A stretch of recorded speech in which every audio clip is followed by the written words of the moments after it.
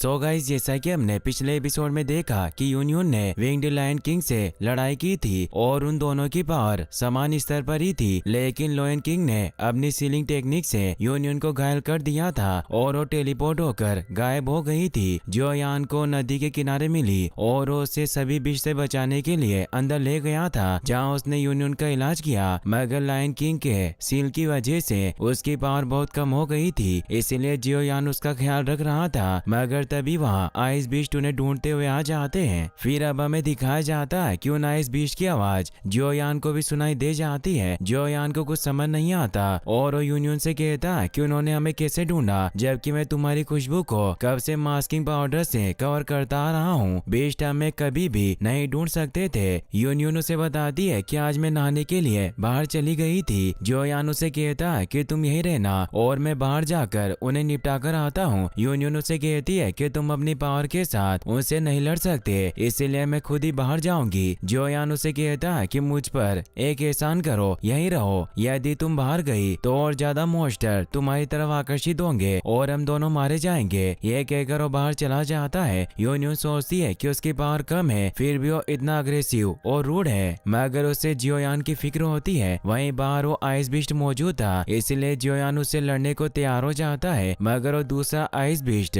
जियो यान पर पीछे से हमला करने के लिए तैयार खड़ा था और उस पर हमला करने के लिए छलांग लगाता है। मगर जियो यान किसी तरह उन आइस बीस्ट को खत्म कर देता है। फिर हम देखते हैं कि जियो यान उन बीस्ट को मारकर घायल हालत में अंदर आता है। यूनियन जियो यान को जिंदा देखकर खुश होती है। जियो यान उसे कहता है कि अब दोबारा बाहर मत जाना। ये कहते ही वो उसके बाहों में बेहोश हो जाती है। जियो यान की जब आँख खुलती है तो उसे मेडिसिन पिला रही होती है। जियो यान उसे कहता है कि तुम मुझे मौत के घाट उतारने वाली थी, वो तो मेरी किस्मत अच्छी थी जो मैं बच गया। यूनियन उससे पूछती है कि क्या अब तुम ठीक हो। जियो यान उसे कहता है कि मेरी चोट ज्यादा नहीं है, वो सिर्फ रैंक 2 के बीस्ट थे। अगर वो रैंक 3 या उससे ज्यादा के बीस्ट होते तो शायद आज मैं जिंदा नहीं होता। यूनियन उससे माफी मांगती है कि मुझे उम्मीद नहीं थी कि ऐसा कुछ होगा। जियो यान कहता है कि इस बारे में भूल जाओ, मैंने भी तुम्हें पहले इस बारे में नहीं बताया। तभी जियो यान का पेट भूख की वजह से आवाज करने लगता है तो जियो यान मछली पकाने जाने लगता है। यूनियन उसे कहती है कि तुम आराम करो और अब ये वक्त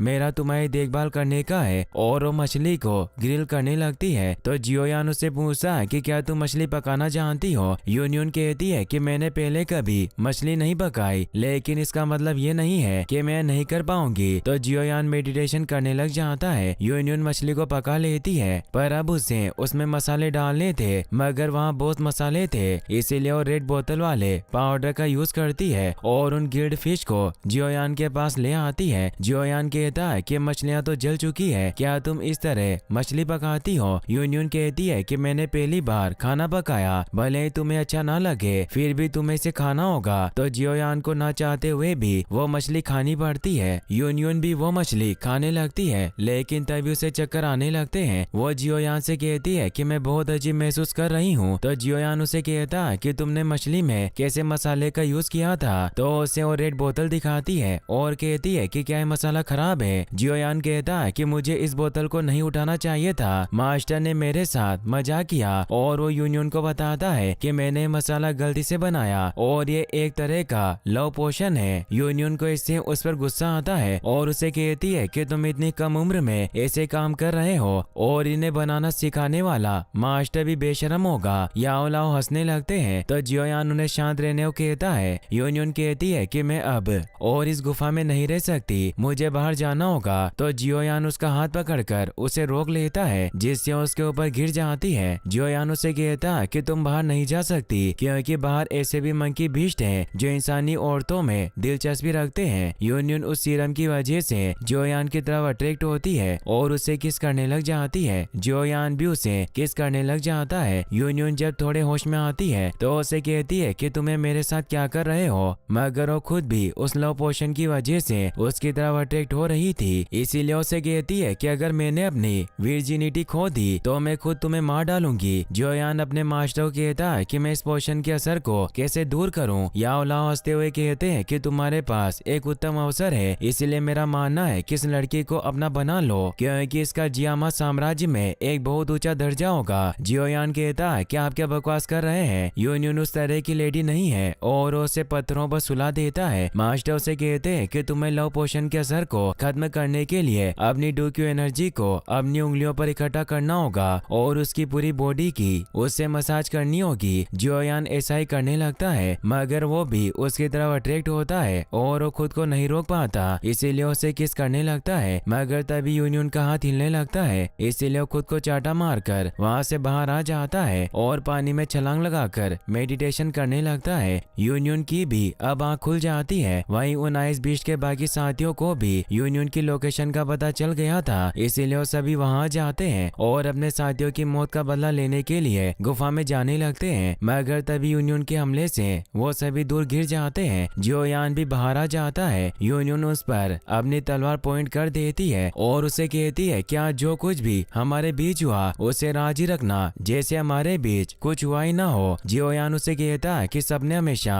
प्राइवेट ही रहते हैं। तभी वहाँ ऊपर से विंग्ड लायन गुजरता है, इसीलिए यूनियन उससे फाइट करने के लिए चली जाती है। जियोयान उसे कहता है कि तुम्हारी सील अभी नहीं टूटी है, लेकिन वो नहीं सुनती। जियोयान भी अब उन आइस बीच से बचकर वहाँ से भागने लगता है और वो भागता हुआ एक खतरनाक गुफा के पास पहुँचता है जो विंग्ड लायन की गुफा थी। जियोयान अपने मास्टर को कहता है कि यूनियन विंग्ड लायन से लड़ रही है और हम इस बात का फायदा उठाकर उसकी गुफा से वो लायन बर्थ एसेंस हासिल कर सकते हैं। और अब जियान वहाँ मौजूद बिस्ट से छिपते हुए गुफा की तरफ बढ़ने लगता है। मास्टर उसे कहते हैं कि तुम मुझे ईमानदारी से बताओ कि तुम वास्तव में क्या करना चाहते हो। क्या तुम यूनियन के लिए उस पर्पल क्रिस्टल को चुराना चाहते हो ताकि वो लेवल अप कर सके। मगर जियोयान कोई जवाब नहीं देता तो मास्टर कहते हैं कि मुझे लगता है कि तुम दोनों का ब्रेकअप हो गया है। जियोयान उस गुफा के अंदर पहुंच जाता है। जियोयान के पास एक क्रिस्टल होता है और वो कहता है कि हमारी चाल काम कर गई और वो पुरानी बातें सोचता है। जब उसने यूनियन को कहा था कि मैं भी तुम्हारी मदद करूंगा तो यूनियन ने उसे एक क्रिस्टल लोकेटर दिया था और कहा था कि जब मैं विंग्ड लायन का ध्यान भटकाऊंगी तो तुम इस लोकेटर की मदद से उस पर्पल स्पिरिट क्रिस्टल को ढूंढ सकते हो, क्योंकि जब तुम उस क्रिस्टल के पास जाओगे तो ये चमक उठेगा। और अब वो क्रिस्टल चमक रहा था। जियोयान गुफा के बिल्कुल अंदर पहुंच जाता है मगर वो देखता है कि विंग्ड टाइग्रेस वहाँ सो रही है और उसे वहाँ एक चमकता हुआ गोला दिखाई देता है। इसीलिए वो मास्टर से कहता है कि क्या है पर्पल स्पिरिट क्रिस्टल है। मास्टर उसे बताते हैं कि लोइन बर्थ एसेंस होना चाहिए। इस बर्थ एसेंस में नीत ऊर्जा बहुत प्रभावशाली होती है। अगर कोई रैंक 4 वाला बिस्ट इस सार को निगलता है तो बिस्ट तुरंत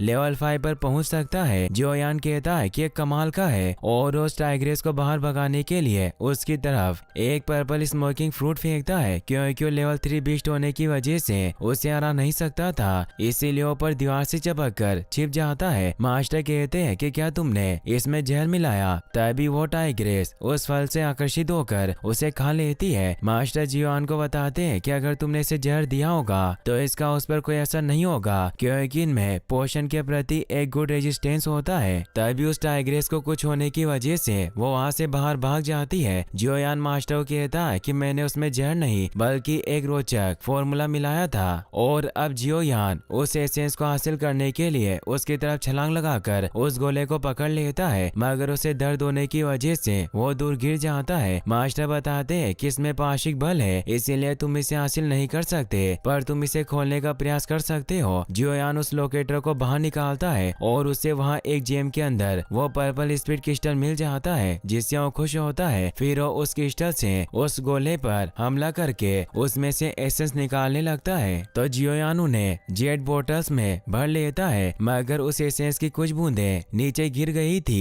तभी वहाँ वो टाइग्रेस भी आने लगती है। जियोयान उस नीचे पड़े एसेंस को चाट कर खा लेता है। मास्टर उसे मना करते हुए कहते हैं कि इस एसेंस को तुम्हारा शरीर सहन नहीं कर पाएगा। जियोयान कहता है कि मैं इसे बर्बाद नहीं कर सकता था और अब वो वहाँ से बाहर भागने लगता है। तभी टाइग्रेस उस पर हमला करती है, मगर उसके वहाँ से बच जाता है। जियोयान उससे बचकर वहाँ से भागने लगता है। मास्टर उसे कहते हैं कि तुम भाग क्यों रहे हो। जियोयान कहता है कि वो लेवल 3 का बीस्ट है, इसलिए मैं उसे पीटना नहीं चाहता, मगर वो बीस्ट वापस उसका पीछा करती है। तभी जियोयान पर उस एसेंस का असर होने लगता है, जिससे उस बीस्ट के हमले से उसकी स्पीड बूस्ट हो जाती है। जियोयान को एसेंस की वजह से दर्द होने लगता है और उसका दिल जोर से धड़कने लग जाता है। वो टाइग्रेस जियोयान पर हमला करने आने लगती है, लेकिन जियोयान भी उस पर हमला करता है, जिससे वो दोनों दूर गिर जाते हैं। जियोयान खुद को संभाल नहीं पा रहा था, तभी वो टाइग्रेस के हमले से बाहर आकर गिरता है। जियोयान को लगता है कि उसका अंत निकट संकट आ गया है। वहीं यूनियन अभी भी टाइगर किंग से लड़ रही होती है, मगर वो अभी इतनी ताकतवर नहीं थी, इसीलिए जिस वजह से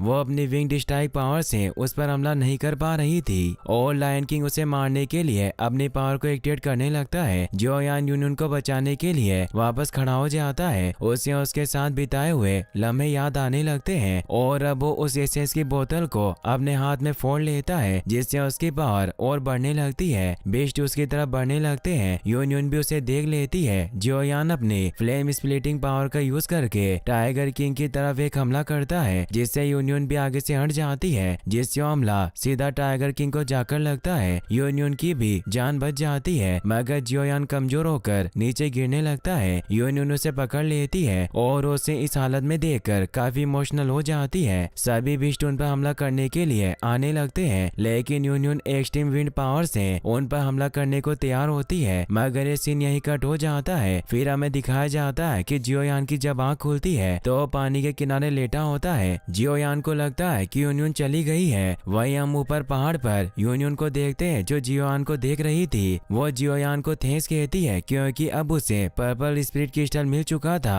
वो कहती है कि जियोयान, जिसे तुम दोस्त कहते हो, उसका मेरी दुनिया में काफी अलग मतलब है और तुम्हारी वजह से मैं इतने सालों के बाद किसी के लिए फीलिंग्स को महसूस कर पाई हूँ और हम दोबारा वापस जरूर मिलेंगे। ये कहकर वहाँ से उड़ जाती है। जियोयान को भी उसके आसपास होने का एहसास होता है, मगर उसे लगता है कि उसका भ्रम होगा। मास्टर जियोयान को बताते हैं कि तुम 9 स्टार डू प्रैक्टिशनर बन गए हो और यहीं पर यह एपिसोड खत्म हो जाता है। गाइस, अगर आपको एपिसोड अच्छा लगा हो तो इस वीडियो को लाइक करने के साथ साथ चैनल को सब्सक्राइब जरूर कर लेना और आपको एपिसोड कैसा लगा एक बार कमेंट बॉक्स में भी जरूर बता देना। Thanks for watching.